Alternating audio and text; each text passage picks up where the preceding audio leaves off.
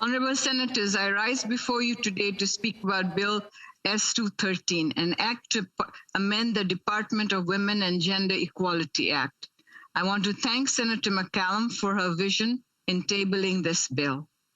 This bill is straightforward, as women's demands have always been, examining how a policy or process could affect men and women in different ways. But as simple as it is, this bill carries a huge transformation and will bring about a positive impact on the lives of every Canadian. Senator McCallum focused in her moving speech during second reading on Indigenous women and how important this bill is to correct a path that has led to so many tragedies.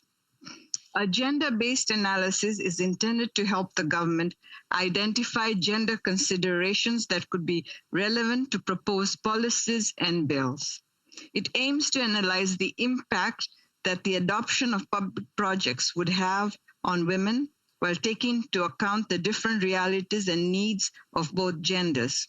It also takes into account other factors like age, race, disability.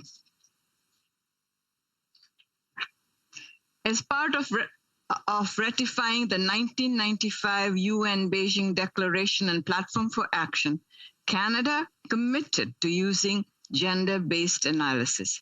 However, the Auditor General concluded in 2015 report that Canadian departments and agencies were using gender-based analysis in an incomplete or inconsistent way, if they conduct the analysis at all.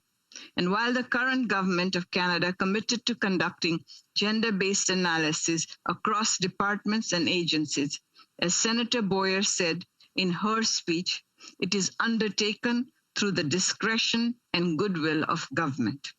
Nothing binds the government to undertake the analysis. This is not sustainable, nor enough to secure gender equality at all times. Much of the reality in women's lives is known to us, but not always reflected in legislation. For example, we know that women's employment rate continues to be below that of men. We know that women are more likely than men to work in part-time and temporary jobs. We know that women are more likely than men to have more reduced hours or miss work due to caregiving responsibilities. We know that 26% of families led by single women lived in low income compared to 13% of those led by single men. Women are most affected by their earning gaps, including racialized, Black, and Indigenous women. In 2006, the Canadian Council for Refugees issued a gender-based analysis of settlement. The research conducted was filled with questions that need to be asked when planning initiatives or bills. Yet I doubt that we can actually imagine the impact we could make if we conducted a thorough analysis. The researchers raised questions that are very relevant to the gender dimension of certain topics of settlement. Within the context of immigration policies and practices affecting different groups of refugees and immigrants in different ways, what a difference would it make if gender analysis was always carried out? We know that the most critical situation is for single women or women who have been left widows and have nowhere else to turn. That needs to be part of gender-based analysis. In these days, as gender and social inequities are laid bare because of the pandemic, this bill is crucial to ensure that women, especially Indigenous women, racialized and Black women, are not overlooked. A United Nations policy brief states that across every sphere, from health to economy, security to social protection, the impacts of COVID-19 are exacerbated for women and girls simply by virtue of their sex.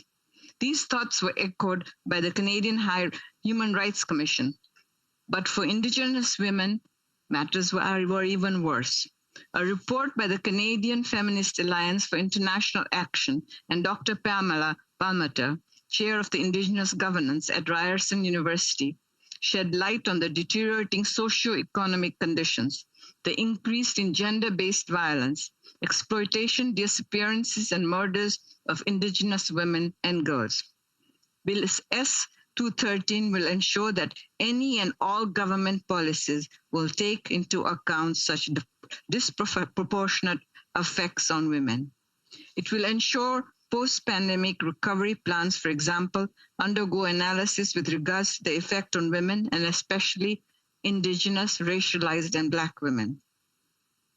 If we can enforce gender-based analysis on every bill, we will improve lives of all Canadians.